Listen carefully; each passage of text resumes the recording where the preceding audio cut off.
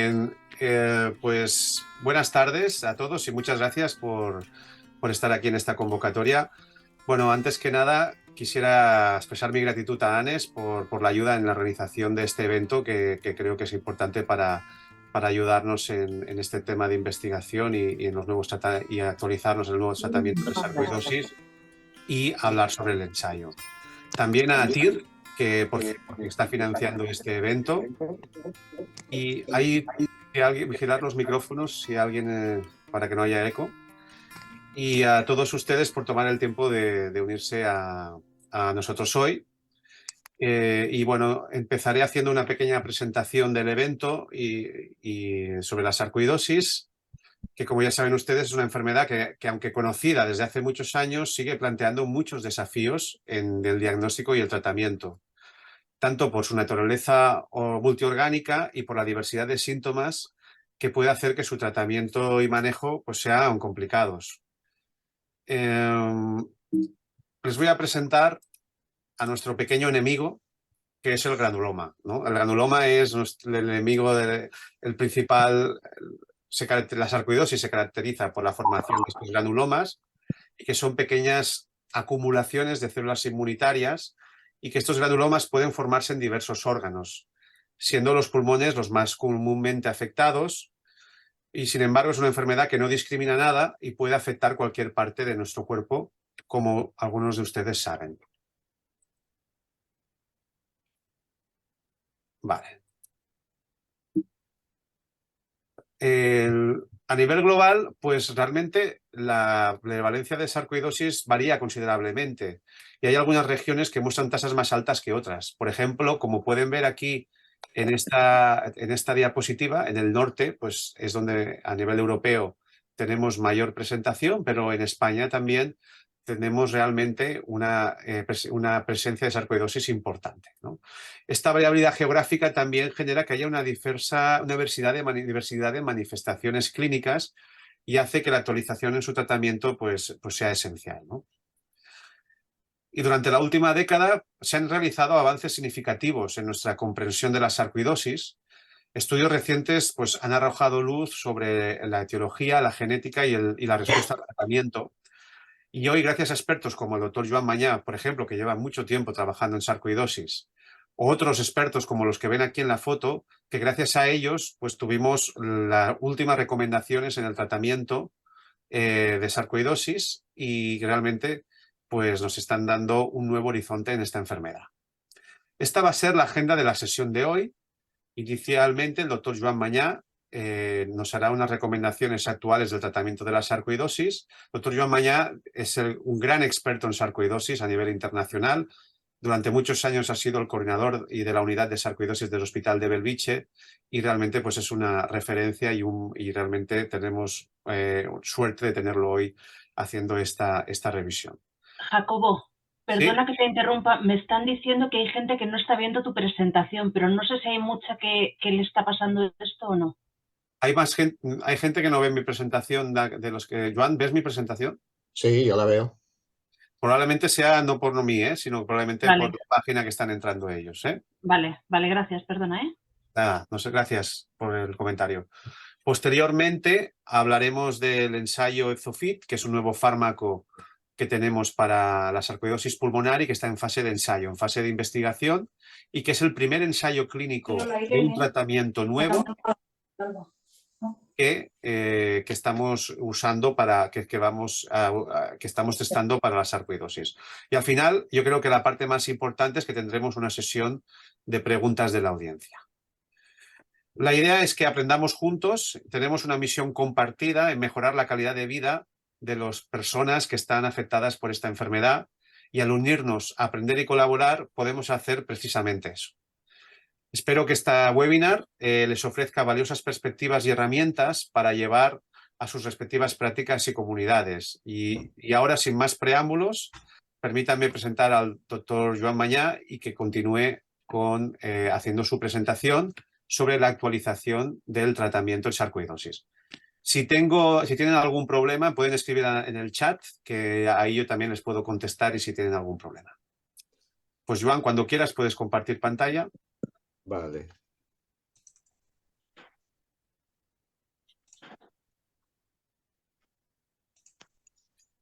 De acuerdo, ¿se ve bien? Adelante, Joan, se ve perfecto. Vale, pues buenas tardes. Y en primer lugar, bueno, obviamente quiero agradecer a ti, Jacobo, y a TIR Pharma como patrocinador la invitación a participar en esta mesa redonda. Y en especial quiero hacer una mención a la asociación, a ANES, que siempre es un placer hablar para ellos. De hecho, en abril del 2019, muy amablemente me invitaron a Madrid.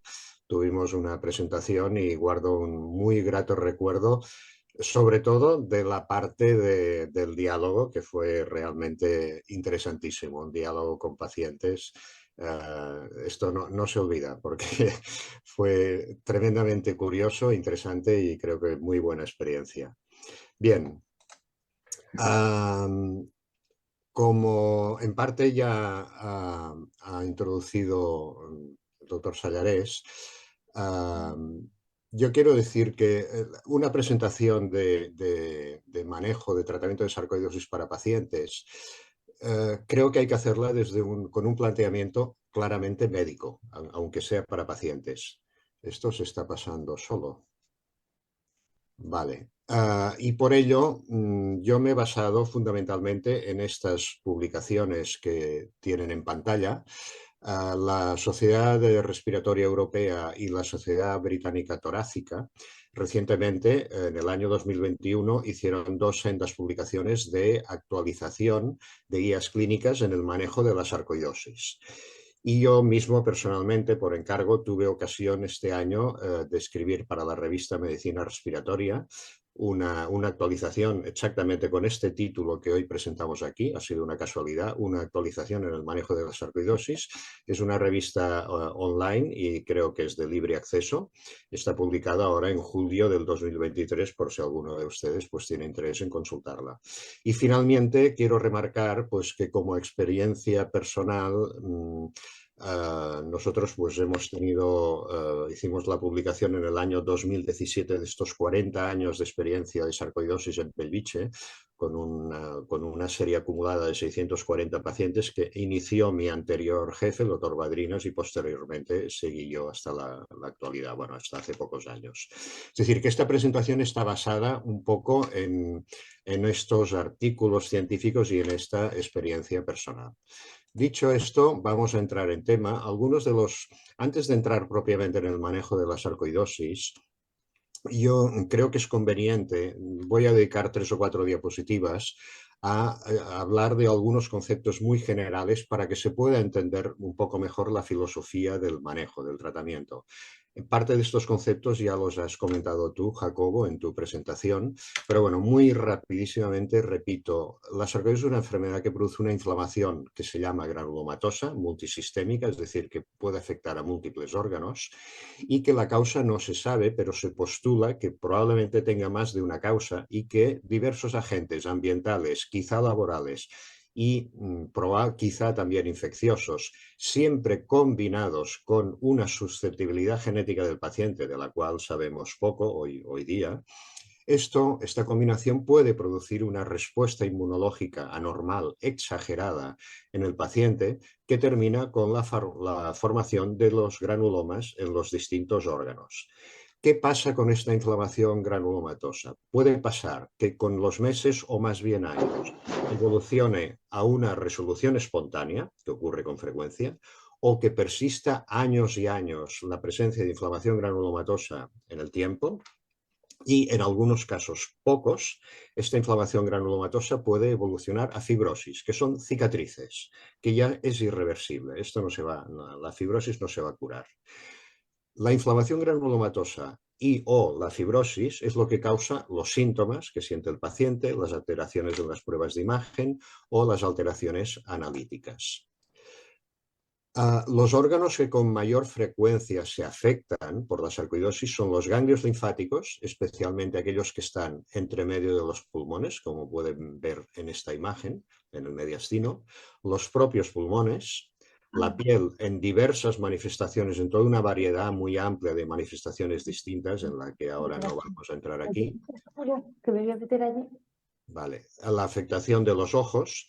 Estos son los órganos más frecuentes y con menor frecuencia, pues hígado, bazo, parálisis facial periférica, sistema nervioso central, corazón, hueso y otros órganos. Es para hacer un flash rápido de las distintas afectaciones.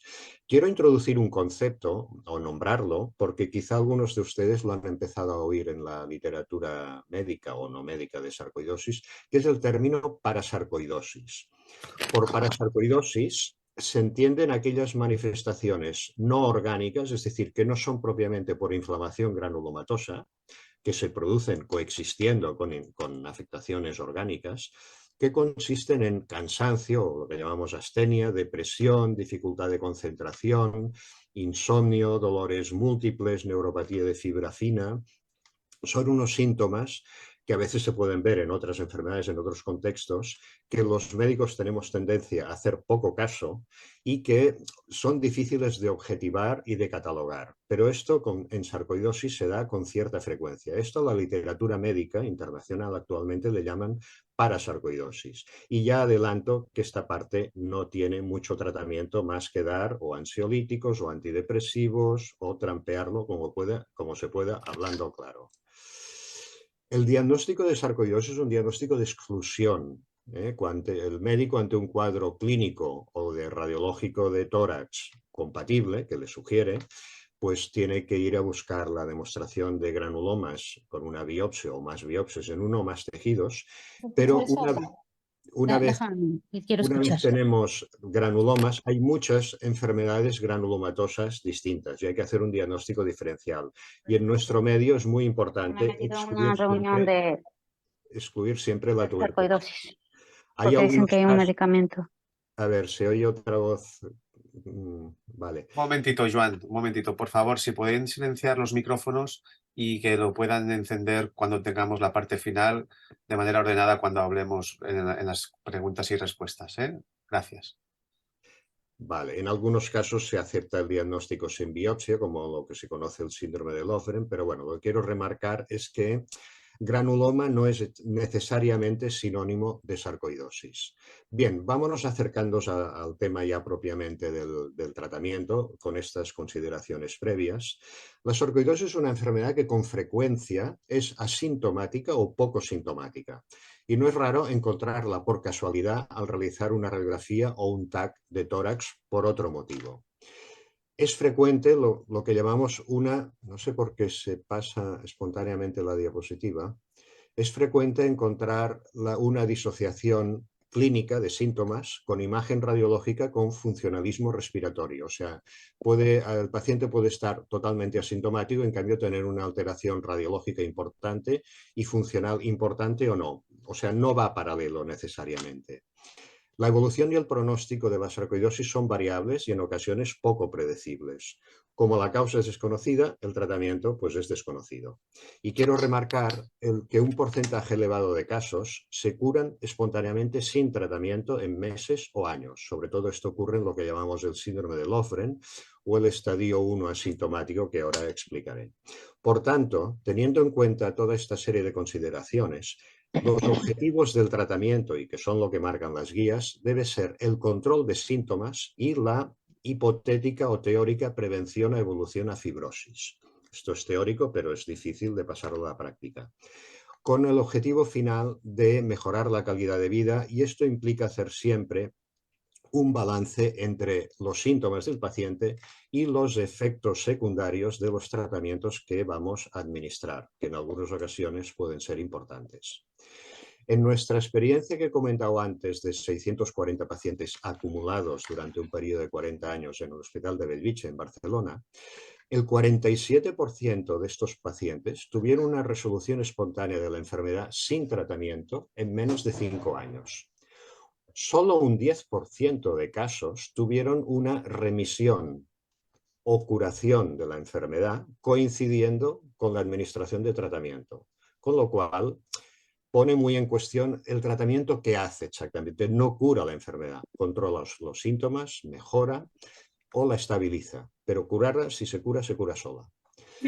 De estos pacientes, el 29% evolucionaron a lo que llamamos sarcoidosis crónica, entendiendo por tal aquella que tiene enfermedad activa durante más de 5 años. Y de este 29%, el 20% tuvieron una sarcoidosis crónica, pero con un grado de actividad relativamente bajo y con escasa repercusión de síntomas, de manera que requirieron tratamiento de forma tan solo intermitente. Y solo un 9% de los casos tuvieron sarcoidosis crónica, es decir, de más de 5 años, con un daño orgánico moderado o severo, y estos, por supuesto, el 100% recibieron tratamiento. Es importante en este concepto de sarcoidosis crónica diferenciar entre enfermedad activa, es decir, formación de granulomas, susceptible de ser tratada, y fibrosis, o sea, cicatrices ya establecida, que no va a mejorar en ningún caso con el tratamiento. Esto no es fácil y a veces coexisten ambas situaciones.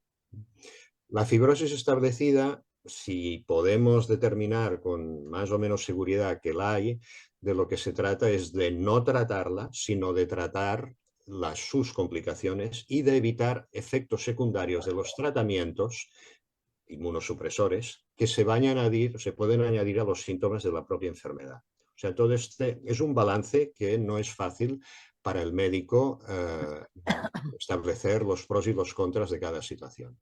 Entrando ya propiamente en tema, tratamiento de la sarcoidosis pulmonar y extrapulmonar. Siempre clásicamente se hace esta división en sarcoidosis.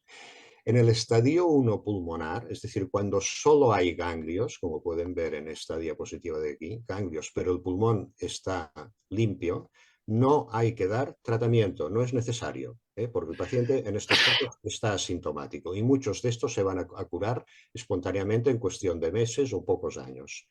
Cuando hay afectación del pulmón, haya o no haya ganglios concomitantemente, que son los estadios 2 y 3. Aquí tenemos afectación del pulmón, hay inflamación.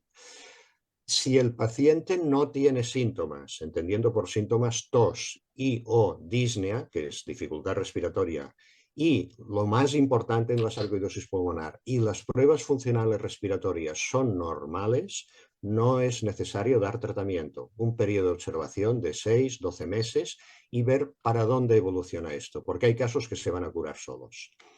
Hay que introducir tratamiento en caso de aparición, bueno, si están inicialmente, pues ya inicialmente, aparición de síntomas, tos y ahogo, y o, sobre todo, deterioro de las pruebas funcionales respiratorias. Estos casos, por supuesto, hay que tratar. Y en el estadio 4, cuando hay fibrosis establecida, aunque he dicho que la fibrosis no va a mejorar con el tratamiento, no sabemos qué grado de coexistencia hay entre granulomas y fibrosis, de entrada no lo sabemos, y merece la pena probar siempre tratamiento. Y luego ya veremos por dónde van los tiros. Sarcoidosis extrapulmonar. Aunque antes he hablado de una lista de distintas afectaciones de distintos órganos, hay que tratar siempre estos 4. Neurosarcoidosis, afectación cardíaca, afectación renal, hipercalcemia. Las demás afectaciones, que son las distintas formas de piel, hígado, bazo, hueso, de entrada no es imprescindible tratarlas. Primero, porque muchas de ellas van a ser asintomáticas, van a ser hallazgos de pruebas de imagen. Y en segundo lugar, porque muchas de ellas no responden bien a los tratamientos. Entonces, yo no puedo entrar en detalles aquí, pero hay que particularizar cada situación. En cualquier caso, muchas de las afectaciones extrapulmonares se combinan con afectación pulmonar, con lo cual a lo mejor quien manda la indicación o el tratamiento será la afectación pulmonar. De acuerdo con las guías que se publicaron, he comentado antes, que se publicaron en el año 2021, se establecen 3 líneas de tratamiento. En realidad podríamos decir 4. La línea 0 o el nivel 0 es no tratar, pero esto ya lo he comentado. Primera línea de tratamiento, primer nivel de tratamiento, la cortisona. La sarcoidosis es una enfermedad inflamatoria, hemos dicho que no sabemos la causa. ¿Cuál es el mejor antiinflamatorio que hay en medicina? Los corticoides. Hay que diferenciar entre sarcopulmonar y extrapulmonar. Cuando la sarcoidosis es pulmonar con las indicaciones que acabo de indicar en la diapositiva previa, la dosis de prednisona actual es de 20 a 30 miligramos al día. Hace años tratábamos con dosis más alta. Actualmente empezamos con dosis máximo medias, 20-30 miligramos al día, iniciales, en pauta decreciente. En cuestión de 6 meses nos podemos plantar más o menos con una dosis de mantenimiento de 5 miligramos al día y con una duración total más o menos de 1 año. En sarcoidosis extrapulmonar, las formas que he mencionado antes, las ponemos todas ahora en el mismo conjunto, en el mismo paquete. Dosis de prednisona un poquito más alta, 30 a 40 miligramos al día, de nuevo en pauta decreciente, con dosis de mantenimiento de 5 a 10 miligramos al día y una duración total quizá de 1 año más. Siempre hay que particularizar, cada caso es distinto. Ahora bien, quiero remarcar, en casos de neurosarcoidosis o sarcoidosis cardíaca graves, hay formas de neurosarco y sarcoidosis cardíaca que no son necesariamente graves, no por el hecho de serlo ya son graves, pero hay algunas formas francamente graves de manera inicial, esto ya es más un criterio medio.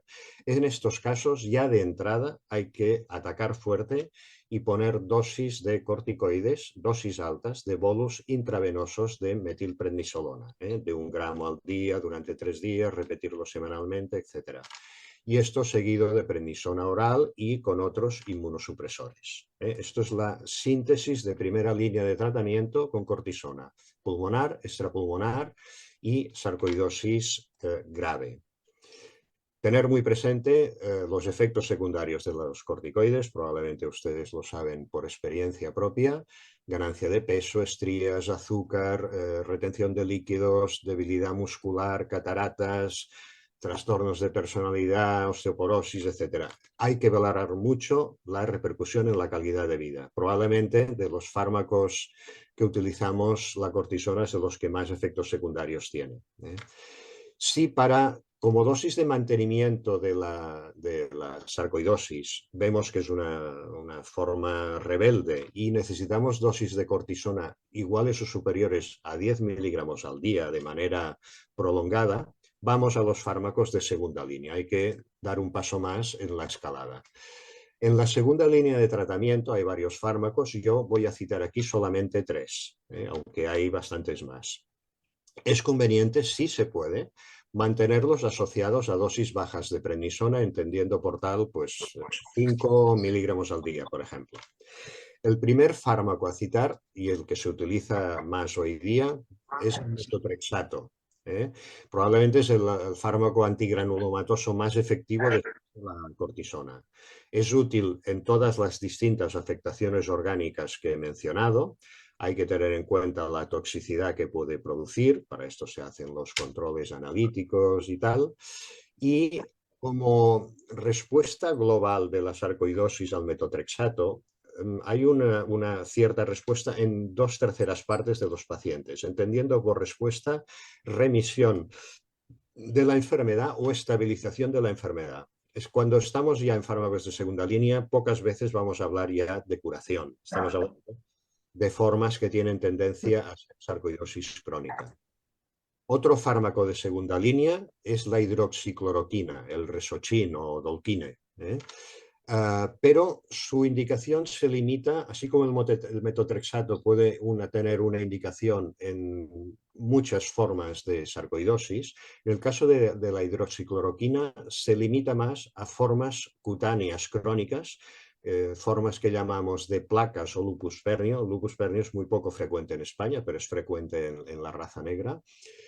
Es muy útil la hidroxicloroquina en la hipercalcemia, elevación del calcio de la sangre, para ayudar a disminuir dosis de corticoides, y puede ser útil para tratamiento de control de síntomas de dolores articulares crónicos, que a veces no sabemos cómo tratar y no podemos estar dando siempre dosis altas de cortisona.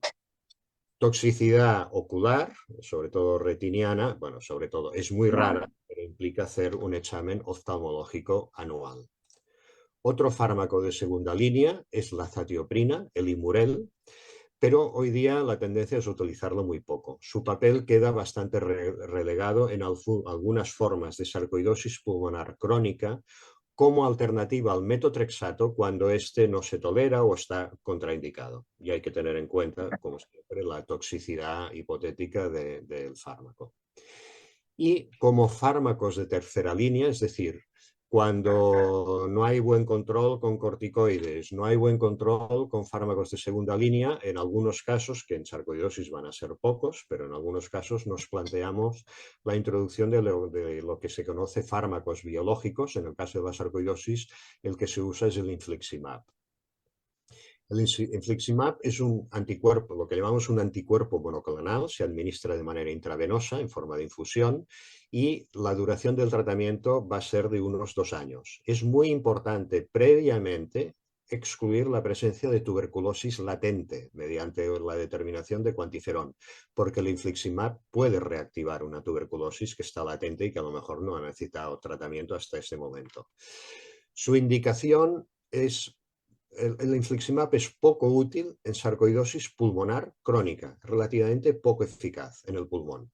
En cambio, su mayor papel es en forma extrapulmonares, sobre todo en formas rebeldes de neurosarcoidosis, sarcoidosis cardíaca, sarcoidosis cutánea deformante tipo lupus pernio y afectación ocular severa.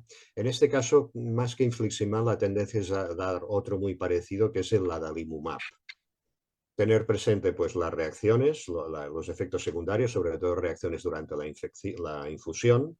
Y hay un fenómeno que ocurre con el infliximab, que es un cierto inconveniente, que a veces durante la administración el paciente puede desarrollar anticuerpos contra el fármaco, contra el infliximab, y esto disminuye su efectividad. Por ello, cuando se da infliximab, es conveniente asociar otros inmunosupresores a dosis bajas, de nuevo cortisona y o metotrexato, lo cual quiere decir que el paciente que recibe infliximab pues, se va a mover con un grado de inmunosupresión relativamente importante, porque va a combinar varios fármacos inmunosupresores. Y como en todos, después de estos 2 años de tratamiento, pues a pesar de todo, puede haber recaídas y reaparición de nuevos rebrotes de la sarcoidosis. Con esto he intentado hacer una síntesis de las indicaciones de tratamiento de sarcoidosis pulmonar y extrapulmonar y de las distintas formas de tratamiento de acuerdo con las últimas guías. Con lo cual, a modo de resumen o de puntos clave a remarcar, vamos a concluir diciendo que la sarcoidosis es una enfermedad multiorgánica, de causa desconocida, de evolución y pronóstico variables, con frecuente remisión espontánea y que en estos casos no va a necesitar tratamiento, pero que, ahora esto, vale, perdón que se ha ido, no sé por qué va saltando espontáneamente. Bien. Vale.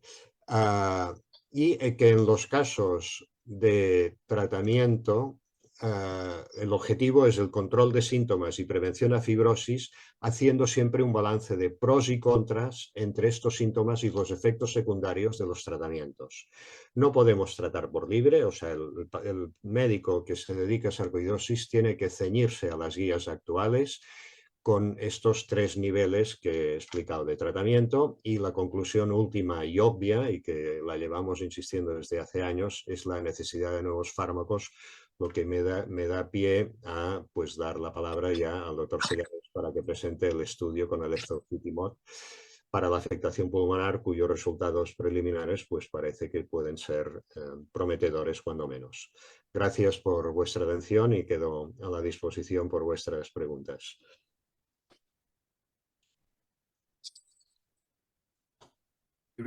Gracias, Joan. Si puedes dejar de compartir. Ya está. Perfecto. ¿Correcto? Vale. Entonces, voy yo. Aquí creo que es correcto. Perfecto. Perfecto, pues gracias, Joan, por esta excelente revisión sobre el tratamiento de la sarcoidosis y los desafíos, ¿no?, que tenemos en el tratamiento y que todavía nos enfrentamos en este ámbito. Quiero presentarles a todos un fármaco emergente que parece que ser una luz en el horizonte para quienes luchamos contra la sarcoidosis, ¿no?, que es el efzofitimod. Aquí pueden ver lo que es la molécula, cómo actúa. Pero previamente me gustaría hablar de por qué un nuevo tratamiento. Bien, ¿cuál es el tratamiento que más utilizamos actualmente en sarcoidosis? Los corticoides. Pero los corticoides nos dan problemas. Como ha comentado el doctor Mañá, hay todos los efectos secundarios, pero por ejemplo uno de los más importantes es el peso. Como ven en este estudio, a medida de pacientes que se trataron con sarcoidosis, a medida que aumenta la dosis de cortisona que damos, aumenta el peso y por tanto el aumento de peso nos trae también fatiga, nos trae también ahogo, con lo cual eso además estamos intentando tratar pacientes que tienen fatiga con tratamientos que por los efectos secundarios igual pues lo que estamos haciendo es empeorar. Por lo tanto, tienen efectos, los corticoides, como bien comentaba el doctor Mañá, tienen muchos efectos secundarios. Comentábamos también los niveles de tratamiento. Como ya saben ustedes, pues hemos comentado los diferentes niveles, pero también son tratamientos, los inmunosupresores y los biológicos, los cuales pues tienen efectos secundarios y su indicación no está aprobada. Es decir, nos encontramos ante la paradoja en España de que tenemos tratamientos que las guías nos recomiendan para la sarcoidosis, pero como no ha habido ningún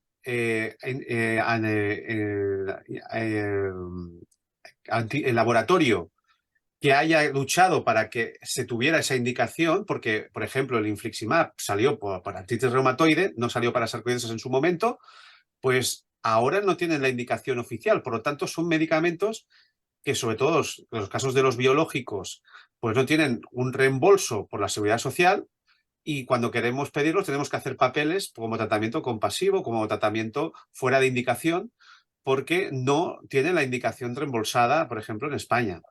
Por lo tanto, está claro que necesitamos alternativas, por un lado, más seguras y más eficientes también, ¿no?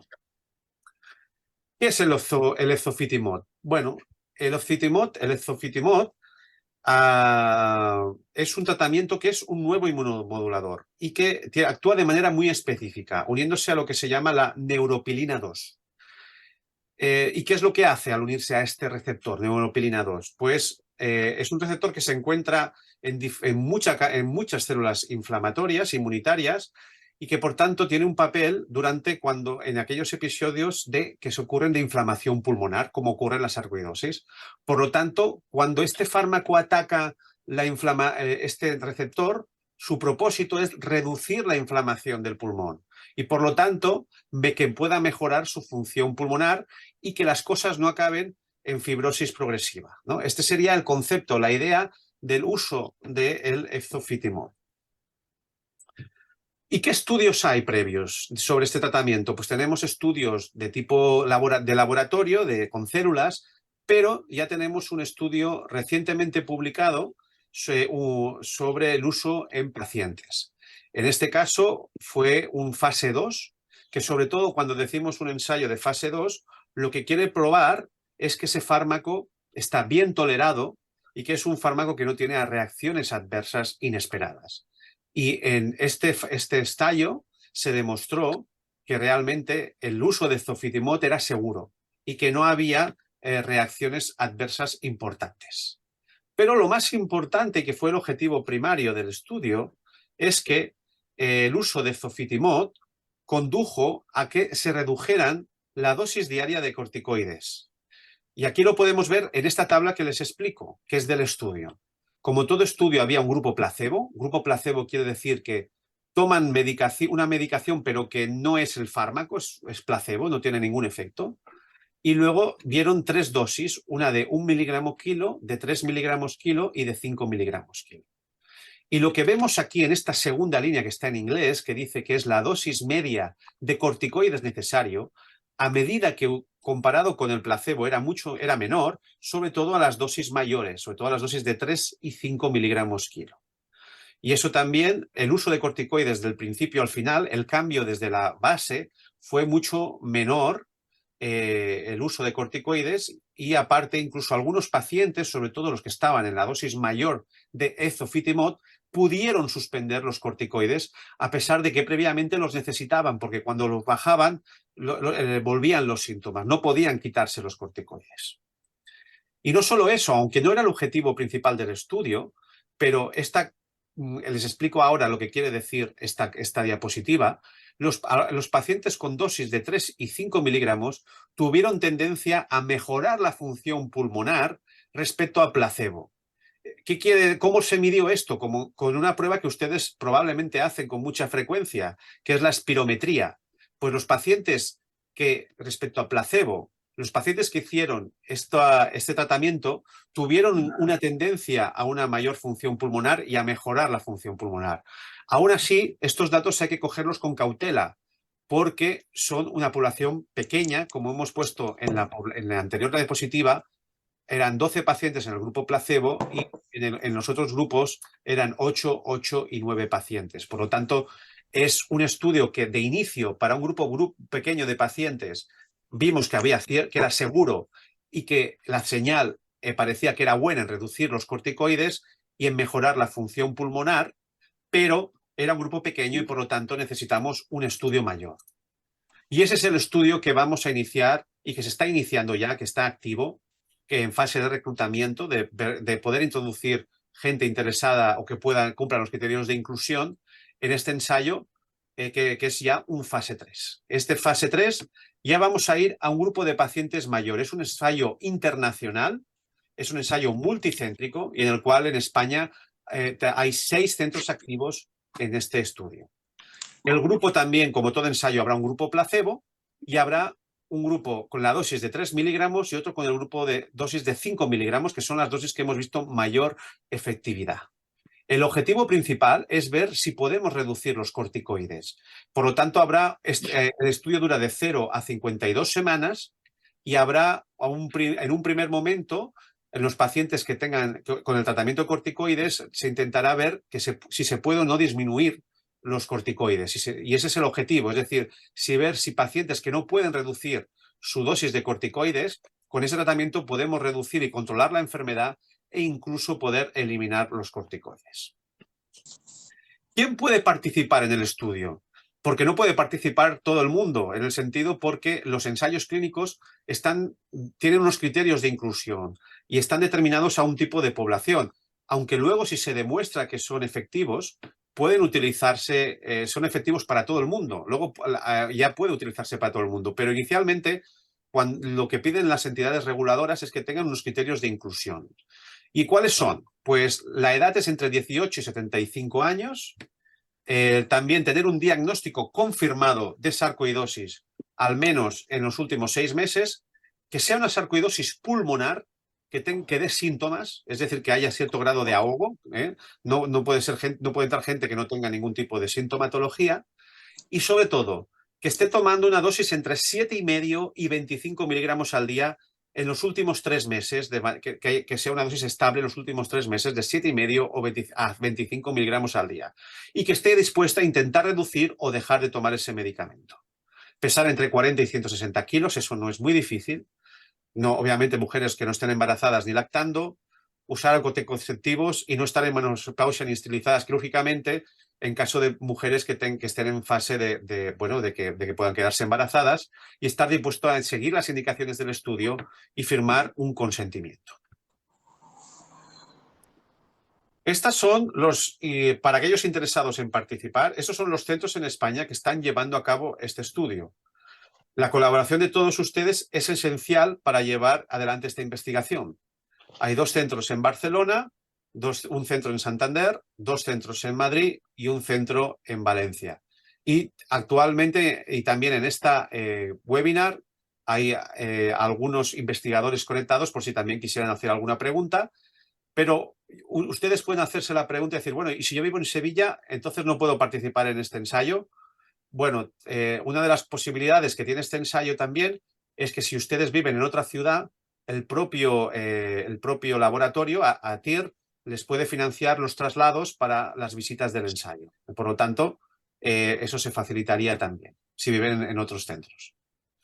Y eso es todo lo que les quería comentar. Los corticoides en dosis elevadas pues no muestran mejorías significativas y tienen efectos secundarios respecto a dosis más bajas. El zofitimab en los estudios preliminares ha demostrado ser una alternativa prometedora. Estamos en el umbral de un ensayo de fase 3 donde buscaremos consolidar estos hallazgos y avanzar en el tratamiento de la sarcoidosis, y para esto su participación es crucial. Pues muchas gracias y esto es todo lo que les quería comentar.